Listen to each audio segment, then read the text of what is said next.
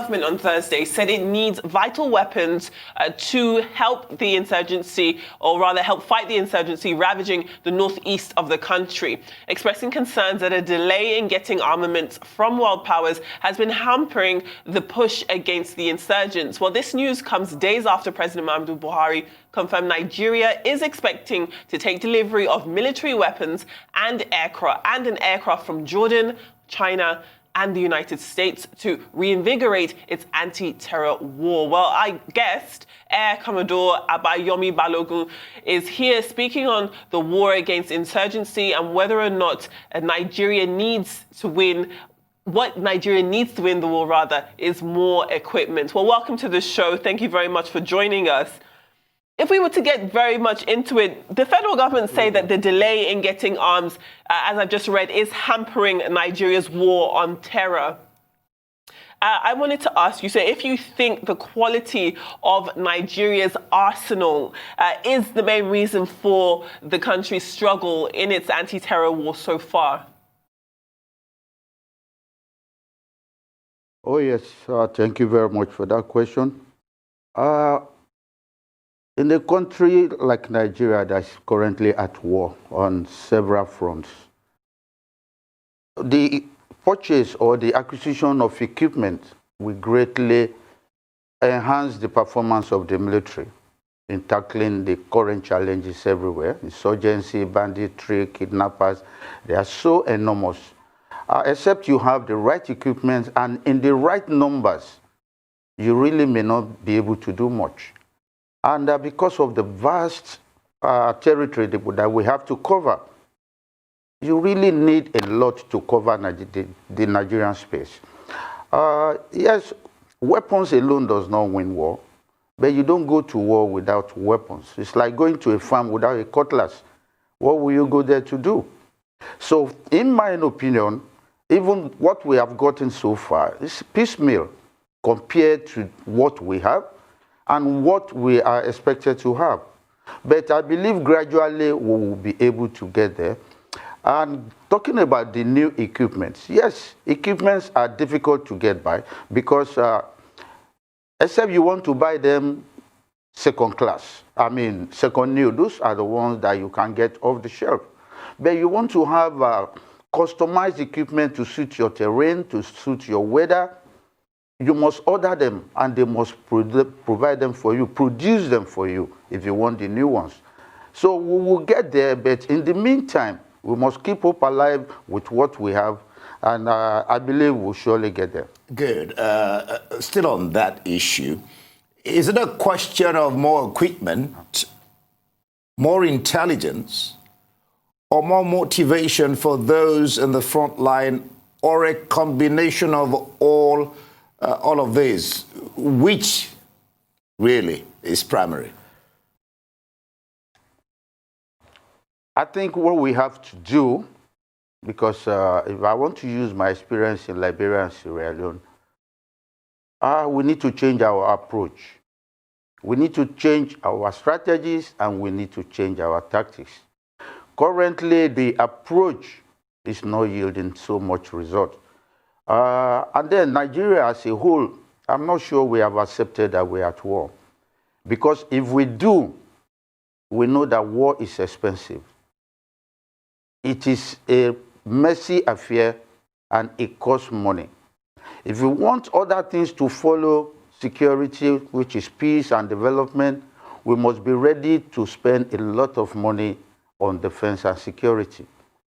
Furthermore, on the part of our security architecture, I think we are not implementing what the president wanted.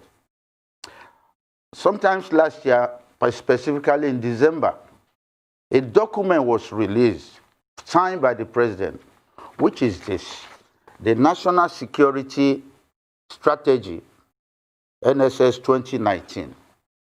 What this book said, it's an 80-page book, talks about national security from all walks of life. Food security, economic security, all forms of security. The threat we are facing right now is just one security out of the many securities the book has provided, and provided guidelines to how to implement those things. It's unfortunate that we do a lot of workshops, we write so many papers, conferences, seminars, a lot of good inputs come out of these conferences and workshops. But what we lack is implementation. And this particular manual. Yeah, let me just comment there. The buck stops at President Muhammadu Buhari's table. If he's brought out a book from a coalition of conferences and all that, talk shows, and it's not working, and it's not being applied, shouldn't the president be the one to call them back? And then you talked about strategy. It's one thing to identify a problem. Another is to give us maybe 2-3 ways out of that problem. So 2 questions. What strategy then, in your own thinking, should we go for? And then why is this thing not being applied? Yes, thank you very much. The first one, which strategy do we go for? That's why I said this national security strategy that was signed, the president, everything stopped at his table. Yes, he signed it into a workable document. But who are the people to implement that? That's the problem. The strategy in the book is an all-inclusive approach. Because in the book, he stated that the security of our nation is no longer the exclusive right of the military and the police. It belongs to everybody. Until we get everybody involved, ministry, department, NGOs, local government, even traditional rulers and individuals, we must mobilize everybody to accept, to be part of the movement to make our country safe. That is the strategy the manual had prescribed. But then the president will not execute it. He will give a guideline which he has signed. There are people who should translate his vision and missions as contained in the book to actions. We lack that implemented. We lack implementing things. We do everything and then we sleep on it. So to me, go back to this book. This is what General Gowon did during the Civil War. It's the same thing. It's an integrated, it's an integrated system where everybody is carried along. What we have right now that we are practicing is segmented, where you have the Air Force fighting in the East, you have the Army fighting in the Northwest. No, to me, I think jointness is not only on radio and paper, it should be by action. We should see Army and Air Force fighting together, Navy on the side when it is required, like we did during the Commodore wars in Liberia and Sierra Leone. And today, we are proud of what we did in those faraway countries. So that's the strategy I would want us to adopt by going back to the book that has prescribed ways and means. Even regional security outfits should be fused together. And when they are fused together, whoever sees something, says something. And together, all of us cover the nation, and our nation will be secured. The second one, what was the second question, please? Well, I think you've answered it. I think you began by answering it. The fact that the president, you're talking about strategy, and then the buck stops at his table. So if he's issued a command and people are not responding to it, he should do something about it. So you've answered both questions. You have. I wanted to speak to you about your experience as a war veteran yourself. We're fast approaching the time we take to go to a break. So I'll ask my question, we'll take a break, and then you'll get the opportunity to answer it. But looking at your experience as a war veteran, I wanted to ask you what you think Nigeria is not doing that they should be doing. And if you look back at your experience with air combat, perhaps could that be an area that the Nigerian armed forces as it stands is falling short of? That's what we want to speak to you once we come back from this very short break. Please do stay with us.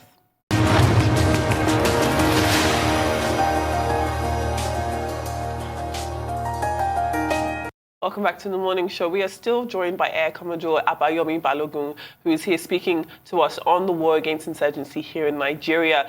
Thank you for staying with us. Before we went on break there, I asked you, as a war veteran yourself, you've already spoken about fighting during the 1990 Liberian Civil War and your obvious expertise in air combat. Do you think that that's where Nigeria is falling short here? Is our air combat game not up to par right now?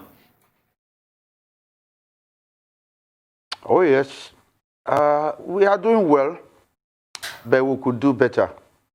And for the armed forces in general, what I think, if I want to look back and see what we did and what is happening now, I think we forgot yesterday. We forget that for every operation, there are lessons to be learned. And those lessons serve as guide to future operations. We went to ECOMOG, we encountered a lot of challenges. At the end of the day, we overcame. A lot of blunders and follies were committed. But then we conquered, we overcame them. How did we do so? The Liberia, Sierra Leone, the two countries took us about 10 years. Now we are talking of the Northeast alone now, they are taking us about 10 years.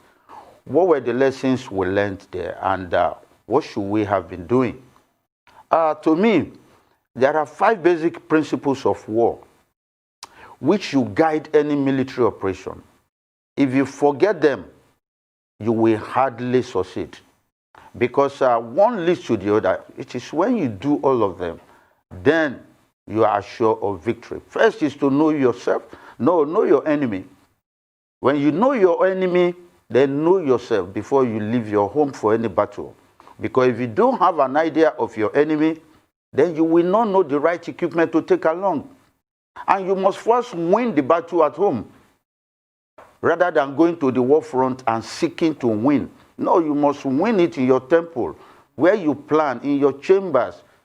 All the strategy, all the tactics must be done at home. The war must be won at home, and then you just go and formalize it on the field. But if you go on the field and you want to win on the field, I'm sorry, it won't work.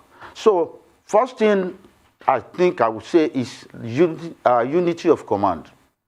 In Liberia and Sierra Leone, we had unity of command. Only one field commander was enough to cater for Army, Navy, Air Force, and whoever was involved in the operations. We had General Shepidi, General Victor Malu, and when they speak, everybody listens. It's not, you don't go back to the Air Force. In fact, you are not an Air Force personnel at that point, because you have been detached from the service. You report to the field commander. Here now, I'm not sure we are doing it, but I was in DHQ in 2013, and I know that it was when the DHQ was handling the operation that we were operating as a joint force. Thereafter, we became segmented force. Army, Navy, Air Force, all going its way. The other security agencies also all going their ways. The instruction must come from one command, and that's it. Command and control must be one. So I think we should go back to that. We should have a joint operation center where we plan, and then nobody will move alone. Everybody must be integrated. And if we have a functional joint operation center, all intelligence, everything is pulled in, it is assessed and disseminated to the end users appropriately. I think we didn't get it in the beginning in Liberia, but we finally got it. In Liberia and Sierra Leone, no army unit will advance without air cover. After the initial setbacks, we got over it, and no army unit will enter any ambush, because the Air Force will always be there to protect them. That is one of the roles of the air power, convoy protection. And then, what do we need? Concentration of effort. You bring the army power, you bring the air power, naval power, all together to bear on the challenge. You will surely do better than when you engage each service. So I feel pain when I hear the Army has done this, Air Force has done that. No, I want to see the armed forces doing it. So if they go back to the basic guides of military history and the principles of war, we shall surely survive. All right. Recently, Abayomi, a report came out about some 300 plus Nigerian soldiers resigning from the army. Now, the army has come out to deny this report, saying it's part of a routine engagement of disengagement of soldiers. Martin Idapene, once a lance corporal in the army, on a video that went viral, talked about the untold hardship soldiers face in combat and the attitude of the high echelon of the military towards the attacks and killing of innocent Nigerians and then soldiers. What's your take on this? From my assessment, I will call myself an outsider at this time. From an outsider, I think the problem is inherent within the system. Yes, it's normal for soldiers to put in their papers when they are due for retirement. Yes, some may lose interest in the job. But ordinarily, it should send some signs, some warning signs to us that we need to be careful. Because from what I've heard so far, the morale of troops are slightly low. I won't say they are totally down, but they are slightly low. So we need to boost it up. How do you boost the morale of soldiers at the war front? You must have protection first for them. They must be well provided for. They must be well motivated. And that's where I think Nigerians are not appreciative enough of our soldiers who have given everything to defend you and I. Because when they are leaving home, we just send them and say, go. There's nothing they are looking forward to. I have said this before, that when you send a football team abroad to go and face another opponent, you have promised him something. And you say, when you get back, we'll give you a house, we'll give you a car for going to maximum break your leg. But you send a soldier to war front, and you never said, okay, in your absence, I will look after your family. I will look after your wife and children. They will be well kept. And in case you die, we will take over the responsibility of your family. How do you expect such a man to be in the thick of violence for 4 or 5 years without talking with his children, without talking with his wife, and you expect him to still remain sane? Another factor is overstay in mission area. When you keep soldiers for too long in a violent environment, they become part of the problem. Psychologically, they become unstable. Emotionally, they are unstable. And if they eventually come back to this society, the society will pay for it. Wow. Because those guys... They haven't... You've raised... the duty, yes, of course. Exactly. Let me allow my colleague to come in. You've raised a very topical issue that I want to come. But let me allow my colleague to come in first before I take you up on that. You've spoken beautifully on the duty of care and the importance of care during wartime and making sure that the men and women on the front lines are looked after. Their mental health is definitely supposed to be important to a lot of people. I suppose that brings us beautifully rather to us talking about your own foundation. If you could tell us more about it, what it seeks to do and how long it's been operating. Okay, thank you very much for this opportunity. Yeah, I belong to Green Heroes Foundation, and what we try to do, since a lot of us who are on the foundation are war veterans who had served in various battlefronts. When we came back, we saw what happened to our soldiers. We, the officers, yes, we are a bit comfortable, we could look after ourselves. But then the men, because of their meager salary, cannot provide as much for themselves. So, they go back to the military. The military NHIS for those guys is so small that it can't even do full treatment of malaria. So what do? They depend on their pensions. And a lot of them go hungry, homeless. We have them. And then most times when they have been to war, like I said earlier, they are not the same again. Their children see a different person. Their wives see a different person. And the society has not realized that these guys are no more the same. So we treat them as if we are talking to ourselves, as if we should be they should be normal like us. So sometimes you see them becoming bullies in the society. So based on all these factors, yes, the armed forces are trying, but there are so many challenges. And we felt, let us support the armed forces and the government at helping to reorientate, if possible, reintegrate and rehabilitate the war veterans, particularly. So that's why we came about, and we've been running it for like 2.5 years, and we have a hostel where we keep some of them. We are not government funded, but it's because every member of the foundation has compassion for humanity. So we keep the spirit alive. Oh, that's good. That's fantastic. That's a nice thing to hear. We can only wish you the best and hope that people support that cause. It's fantastic. You know, when you raised up the issue of the psyche of the soldiers out of war, having stayed there for so long, you know, and how that can affect their psyche, how much of a security threat or the influx of able-bodied, you know, talking about those that resigned, able-bodied army officers, ex-army officers, into the society without job security, be to the polity? How much of a security threat do you think that can be to the polity? And how do we avert it? Oh, it's huge. It's huge, but then we are not seeing it yet. If I can take you back a bit, after the Civil War, rate of crime went up. It took a lot of effort to calm it down before we went to ECOMOG. Now, after the Civil War, a lot of soldiers who were conscripted and here and there, and they all left. The people that fought on both sides and left the services, they have been trained in arms handling. They are professionals.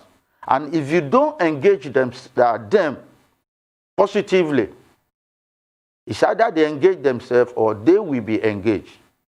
That's after the Civil War. They were engaged, they engaged themselves. Now, when we came back from far away Liberia, Sierra Leone, I'm going to be very, very sincere with you, because it's good to tell the truth sometimes and solve a problem rather than denying the problem and the problem persists forever. Yes. Far away in Liberia and Sierra Leone, a lot of us came back with weapons. So we were coming back by air and we were coming back through ship.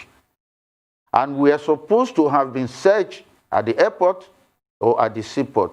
But I can tell you categorically that a lot of soldiers came back with arms into this society.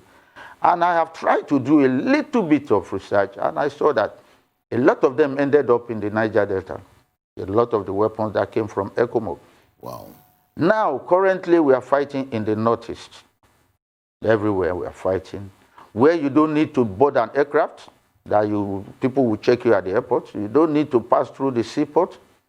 Just take one machine from anywhere and you are inside Nigeria with whatever you are carrying.